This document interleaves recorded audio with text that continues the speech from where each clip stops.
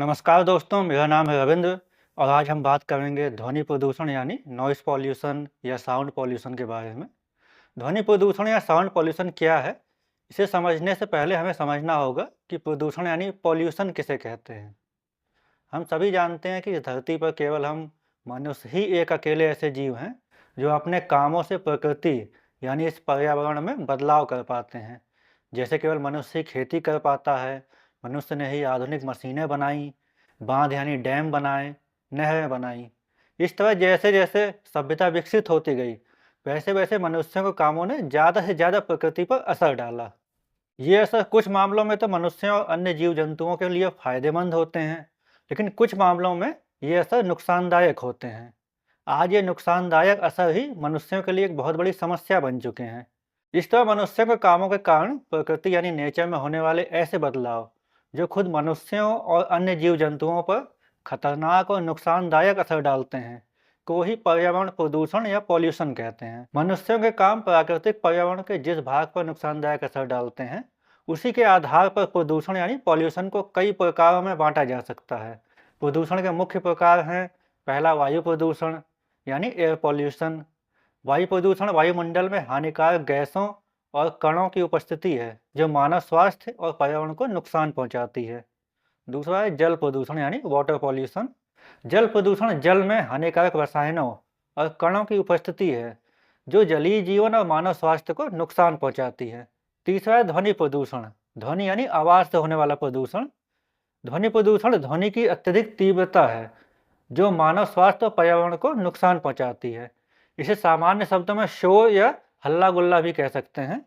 वास्तव में जब किसी आवाज़ से लोगों को परेशानी होने लगे, तो उसे ही शोर या ध्वनि प्रदूषण कहा जाता है।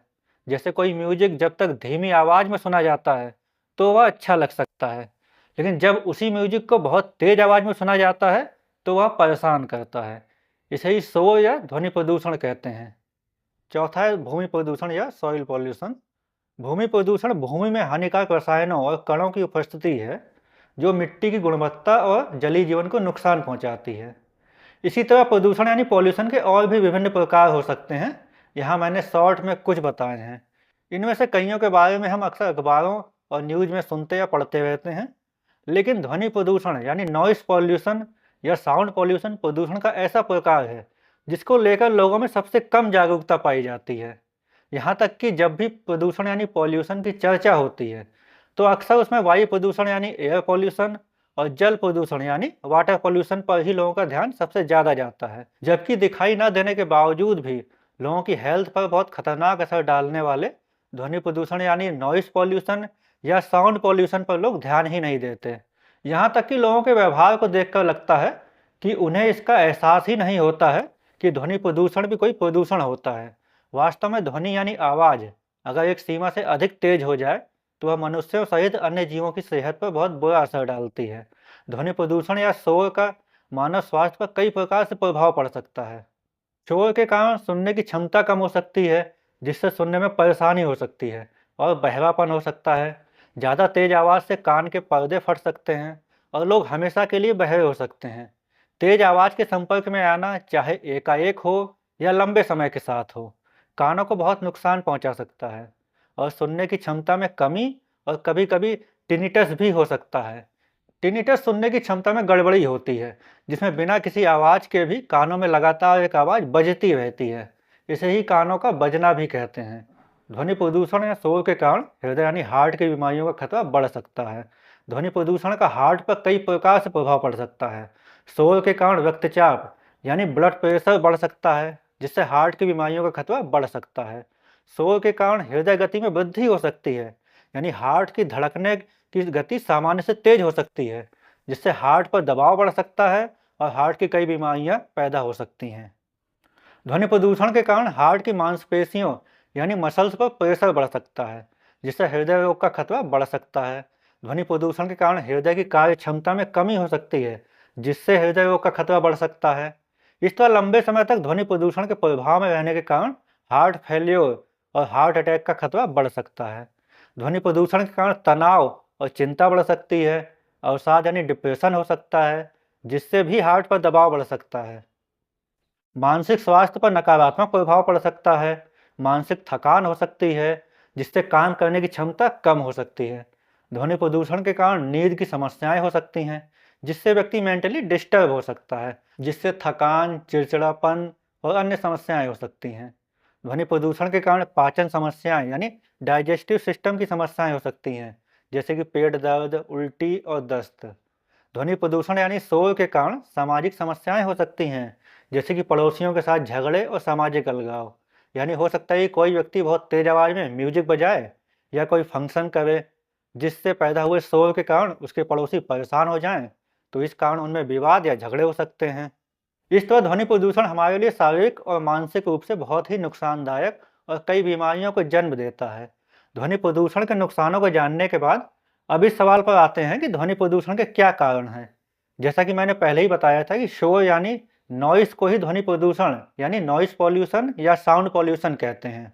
और किसी सामान्य ध्वनि यानी आवाज और शोर में केवल यही अंतर होता है कि सामान्य आवाज धीमी होती है और कुछ समय बाद शांत हो जाती है, लेकिन शोर उस आवाज को कहा जाता है जो ज़्यादा तेज होती है और अक्सर ज़्यादा टाइम तक लगातार होती ही रहती है। इस प्रकार अगर आपको कोई गाना यानी सॉन्ग पसंद हो और उसे आप केवल इतनी आवाज़ में बजा रहे हैं जितनी आवाज़ केवल आपके कमरे में ही रहे और आपके पड़ोसियों और आपके घर के दूसरे लोगों तक ना पहुँचे, तब तो वह गाना सुनने में अच्छा लगेगा और किसी को भी परेशानी नहीं होगी। लेकिन अगर उसी गाने को आप ज़्यादा पावर के स्पीकर लगाकर बजाएं ताकि उसकी आवाज़ से आपके घर के साथ साथ पूरा मोहल्ला जान जाए कि आपको वह गाना पसंद है, तो इतनी तेज़ आवाज़ से आपके घर के दूसरे लोगों के साथ साथ आपके पड़ोसी भी परेशान हो जाएंगे। और अगर वो आपसे गाना बंद करने या उसकी आवाज़ कम करने के लिए कहने आ सकते हैं और आपसे बहस कर सकते हैं या मन ही मन आपको गलत शब्द बोलकर आपको तेज़ आवाज़ में गाना बजाने के लिए कोस सकते हैं, तो इसे ही ध्वनि प्रदूषण कहते हैं। इस तरह हर वह काम जिससे लगातार और तेज आवाज़ पैदा होती है, ध्वनि प्रदूषण का कारण होता है। इस तरह ध्वनि प्रदूषण के कई कारण हैं, जिनमें से कुछ प्रमुख हैं। फैक्ट्रियों से निकलने वाला शोर ध्वनि प्रदूषण का एक प्रमुख कारण है, क्योंकि कारखानों में मशीनें चलती हैं जिनसे बहुत शोर पैदा होता है। निर्माण कार्यों यानी बिल्डिंग, घरेलू मकान, ब्रिज, सड़कें आदि बनाने से निकलने वाला शोर भी ध्वनि प्रदूषण का एक प्रमुख कारण है। वाहनों यानी मोटर गाड़ियों जैसे कार, बस, ट्रक, मोटरसाइकिल आदि का शोर ध्वनि प्रदूषण का एक प्रमुख कारण है। बहुत से लोग ट्रैफिक सिग्नल पर या अन्य जगहों पर जरूरी नहीं होने पर भी बार बार हॉर्न बजाते रहते हैं। बहुत से लोग अपनी गाड़ियों में ज़्यादा पावर के हॉर्न लगा लेते हैं, जिससे जब वो हॉर्न बजाते हैं तो और भी ज़्यादा तेज शोर पैदा होता है। इन सब से ध्वनि प्रदूषण और बढ़ता है। हवाई जहाज़ों का उड़ान भरना और उतरना भी ध्वनि प्रदूषण का एक प्रमुख कारण बनता है, क्योंकि हवाई जहाज़ों के इंजन बहुत शोर करते हैं। लाउड स्पीकर, डीजे और अन्य साउंड सिस्टम से निकलने वाला शोर भी ध्वनि प्रदूषण का एक प्रमुख कारण है। कुछ लोगों को ऐसा लगता है कि वो अपने डीजे और साउंड सिस्टम की आवाज़ों से गांव, मोहल्ले या कॉलोनी के सभी लोगों के कान के पर्दे फाड़कर ही अपना रुतबा या इज्जत बढ़ा सकते हैं। इसी सोच के कारण वो ज़्यादा से ज़्यादा पावरफुल साउंड सिस्टम लगाकर उस पर तेज आवाज़ में म्यूजिक बजाकर पूरे मोहल्ले के कान के पर्दे फाड़ने में लगे रहते हैं। Air conditioner, washing machine, mixer आदि घरेलू उपकरण भी ध्वनि प्रदूषण में योगदान करते हैं। नगर नियोजन यानी शहरों की प्लानिंग करते समय ध्वनि प्रदूषण को कम करने के लिए पर्याप्त प्रबंध नहीं करना भी एक कारण है। वाहनों यानी कारों, बसों, ट्रकों आदि की संख्या में वृद्धि से ध्वनि प्रदूषण में भी वृद्धि होती है। औद्योगिक इकाइयों यानी इंडस्ट्रीज का बढ़ना भी ध्वनि प्रदूषण का एक कारण है। इसी तरह जिन कारणों से भी तेज आवाज़ें पैदा होती हैं, जो मनुष्यों को परेशान करती हैं, वो सभी ध्वनि प्रदूषण के कारण हैं। ध्वनि प्रदूषण यानी नॉइस पॉल्यूशन या साउंड पॉल्यूशन के नुकसानों और कारणों को जानने के बाद अब इस पर चर्चा करते हैं कि ध्वनि प्रदूषण को रोकने या कम करने के क्या उपाय हैं। ध्वनि प्रदूषण को कम करने या रोकने में सबसे बड़ी रुकावट लोगों की सोच ही है। लोगों में जागरूकता की कमी ही ध्वनि प्रदूषण को कम करने में एक बड़ी रुकावट है। बहुत से लोग ध्वनि प्रदूषण को प्रदूषण मानते ही नहीं हैं, यानी उन्हें यही नहीं पता होता है कि शोर हमारे पूरे शरीर को नुकसान पहुंचा सकता है और बहुत सी शारीरिक और मानसिक बीमारियों व सामाजिक समस्याओं को पैदा कर सकता है। इसलिए ध्वनि प्रदूषण को रोकने या कम करने के लिए सबसे पहले लोगों में ध्वनि प्रदूषण के खिलाफ जागरूकता पैदा करने की बहुत ज़रूरत है। इसके साथ ही ध्वनि प्रदूषण रोकने के लिए कई उपाय किए जा सकते हैं। ध्वनि प्रदूषण को रोकने के उपायों को हम दो कैटेगरी में बांटकर समझ सकते हैं। पहला है व्यक्तिगत स्तर पर, यानी ऐसे उपाय जिन्हें कोई भी आसानी से अकेले ही अपनाकर ध्वनि प्रदूषण यानी शोर को रोक सकता या कम कर सकता है। शोर कम करने वाले उपकरणों यानी डिवाइसेस का उपयोग करके शोर कम करने वाले उपकरण जैसे कि ईयर प्लग, ईयर मफ आदि का उपयोग करें। अगर यह ना हो तो जब कभी भी तेज आवाज़ वाले इलाकों जैसे कि तेज म्यूजिक के स्पीकरों के पास से गुजरें तो अपने कानों को ढक लें ताकि तेज आवाज़ आपके कानों में सीधे ना जा सके। सभी को सिविक सेंस यानी नागरिक चेतना के अनुसार ही व्यवहार करना चाहिए और म्यूजिक को कम आवाज़ में सुनना चाहिए। संगीत को कम आवाज़ में सुनने से ध्वनि प्रदूषण कम होता है। वास्तव में सिविक सेंस हमें यह सिखाता है कि हमारे कामों और व्यवहार से किसी दूसरे को परेशानी नहीं होनी चाहिए। इसलिए म्यूजिक कभी भी तेज आवाज़ में नहीं बजाना चाहिए जिससे आपके घर के अन्य लोगों या पड़ोसियों को परेशानी ना हो। वाहनों यानी कार, मोटरसाइकिल, बस, ट्रक आदि का शोर कम करना चाहिए। शोर कम करने के लिए गाड़ियों में मानकों यानी स्टैंडर्ड के अनुसार ही साइलेंसर का उपयोग करें। ट्रैफिक सिग्नल और अन्य जगहों पर अनावश्यक हॉर्न नहीं बजाने चाहिए। गाड़ियों में स्टैंडर्ड के अनुसार ही कम आवाज़ वाले हॉर्न लगवाने चाहिए। निर्माण कार्यों यानी बिल्डिंग, ब्रिज, घरों, सड़कों आदि के कंस्ट्रक्शन में कम शोर करने के उपाय करना चाहिए। निर्माण कार्यों में शोर कम करने के लिए शोर कम करने वाले उपकरणों का उपयोग करना चाहिए। घर में या बाहर अनावश्यक शोर करने से बचना चाहिए। इसी तरह व्यक्तिगत स्तर पर कई काम करके ध्वनि प्रदूषण को कम किया जा सकता है। दूसरा है सामाजिक स्तर पर ध्वनि प्रदूषण को कम करने वाले उपाय, यानी ऐसे उपाय जिन्हें समूह में करने की जरूरत होती है। इनमें है सरकार द्वारा शोर को नियंत्रित करने वाले नियमों का पालन करना ताकि ध्वनि प्रदूषण को कम किया जा सके। जैसे रात को 10 बजे के बाद फंक्शन में डीजे या साउंड सिस्टम ना बजाएं। सामुदायिक कार्यक्रमों यानी फंक्शन में शोर कम करना। फंक्शन में शोर कम करने के लिए शोर करने वाले साउंड सिस्टम, लाउड स्पीकर आदि तेज आवाज़ में ना बजाएं और शोर कम करने वाले उपकरणों यानी डिवाइसेस का इस्तेमाल करें। वाहनों के शोर को कम करने के लिए अभियान चलाना और गाड़ियों से मानकों यानी स्टैंडर्ड का उल्लंघन करने वाले हॉर्न, साइलेंसर आदि को हटवाना। वाहनों के शोर को कम करने के लिए अभियान चलाने से ध्वनि प्रदूषण कम होता है। पेट्रोल या डीजल से चलने वाली गाड़ियों की बजाय इलेक्ट्रिक गाड़ियों का इस्तेमाल बढ़ाने की ज़रूरत है। इलेक्ट्रिक गाड़ियों में इंजन ना होने के कारण गाड़ियों में इंजन से होने वाला शोर नहीं होता, जिससे ध्वनि प्रदूषण रोकने में मदद मिलती है। वृक्षारोपण यानी पेड़ पौधे लगाने चाहिए, क्योंकि पेड़ पौधे आवाज़ को सोख लेते हैं यानी एब्जॉर्ब कर लेते हैं।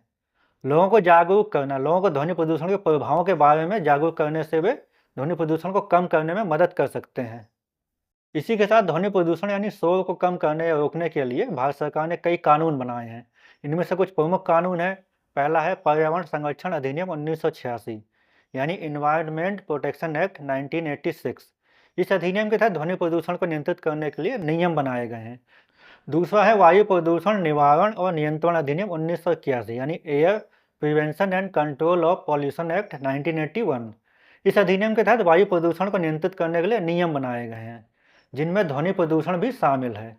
तीसरा है जल प्रदूषण निवारण और नियंत्रण अधिनियम 1974 यानी water prevention and control of pollution act 1974।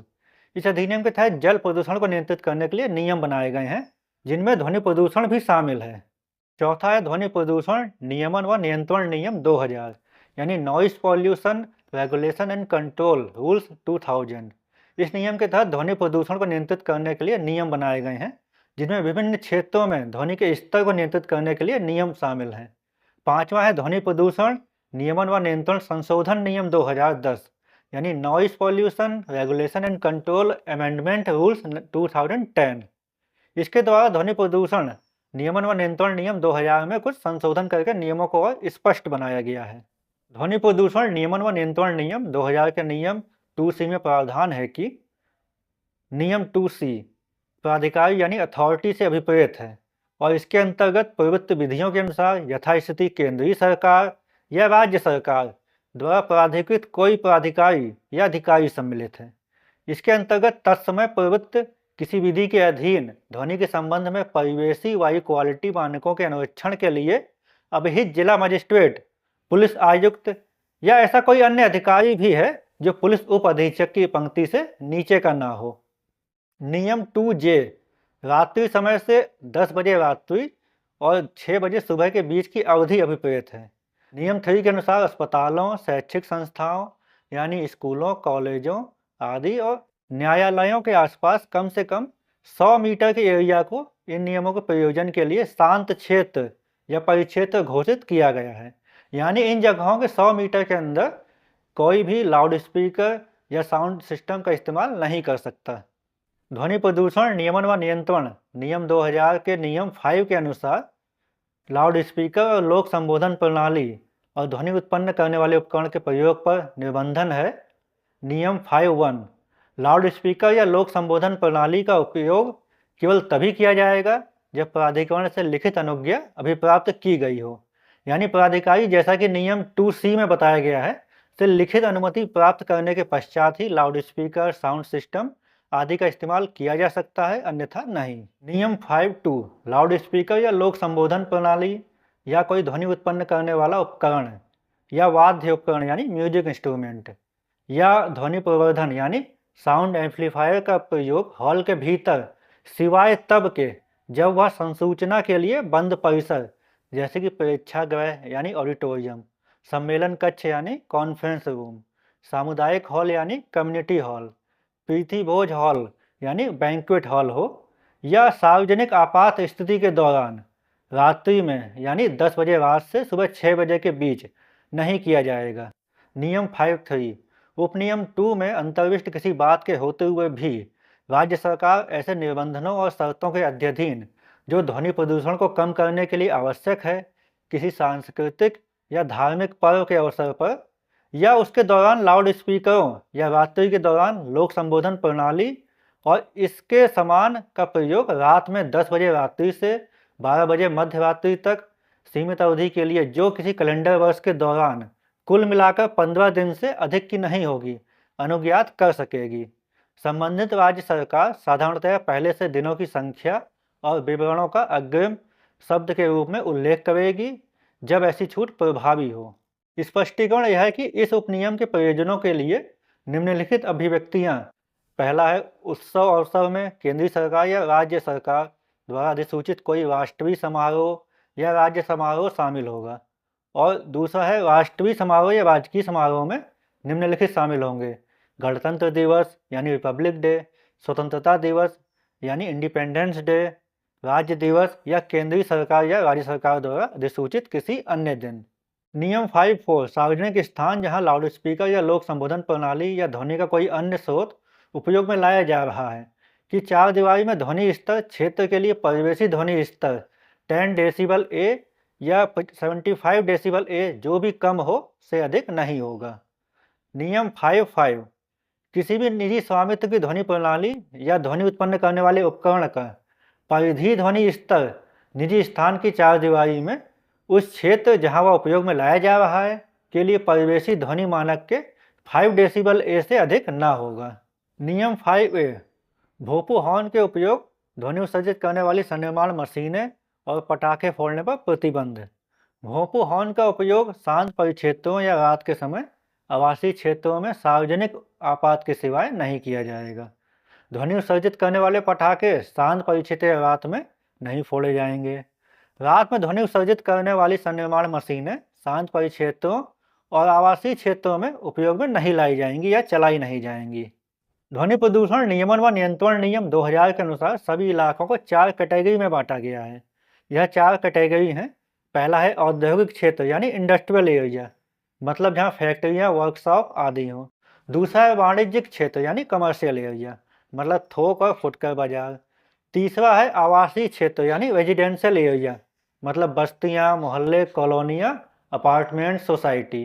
चौथा है शांत परिक्षेत्र यानी साइलेंस जोन, मतलब अस्पताल, स्कूल, कॉलेज, कोर्ट यानी न्यायालय आदि।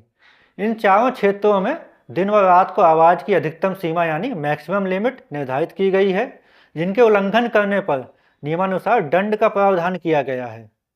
औद्योगिक क्षेत्र यानी इंडस्ट्रियल एरिया के लिए यह मैक्सिमम लिमिट दिन के समय 75 dBA लैक और रात के समय 70 dBA लैक होती है। dBA लैक आवाज़ की तेज़ी को मापने का एक मात्रक है। इसे इस तरह समझ सकते हैं कि जैसे लंबाई को हम लोग मीटर में मापते हैं, उसी तरह आवाज़ कितनी तेज़ है इसे dBA लैक में मापते हैं।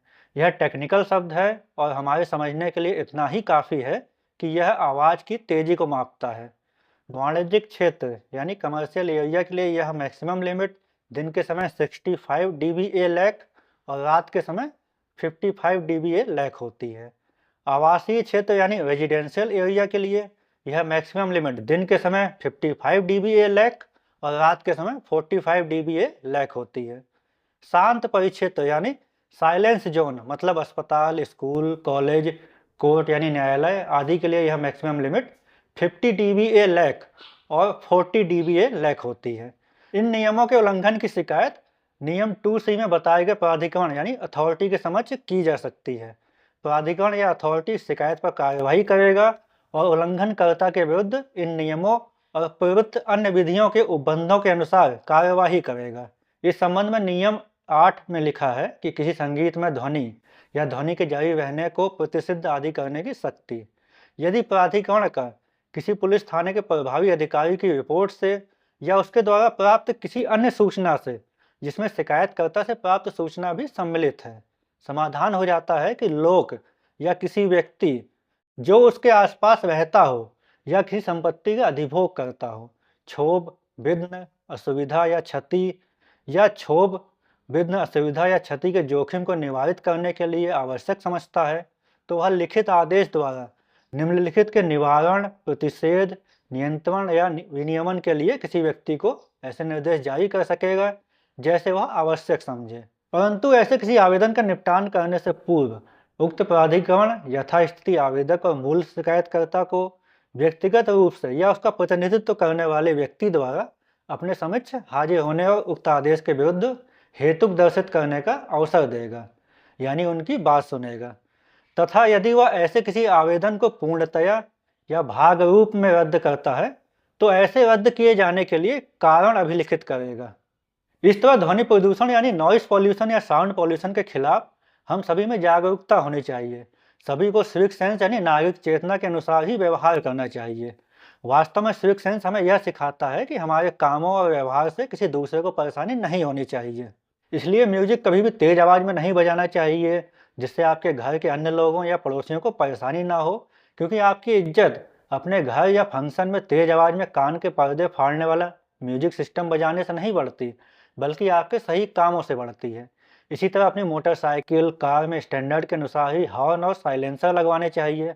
संभव हो तो इलेक्ट्रिक बाइक या कार का ही इस्तेमाल करना चाहिए, या पब्लिक ट्रांसपोर्ट यानी बस, मेट्रो, टैक्सी आदि का इस्तेमाल करना चाहिए। ट्रैफिक सिग्नल और अन्य जगहों पर अनावश्यक हॉर्न नहीं बजाना चाहिए। ध्वनि प्रदूषण रोकने के लिए सरकार द्वारा बनाए गए नियमों का पालन करना चाहिए।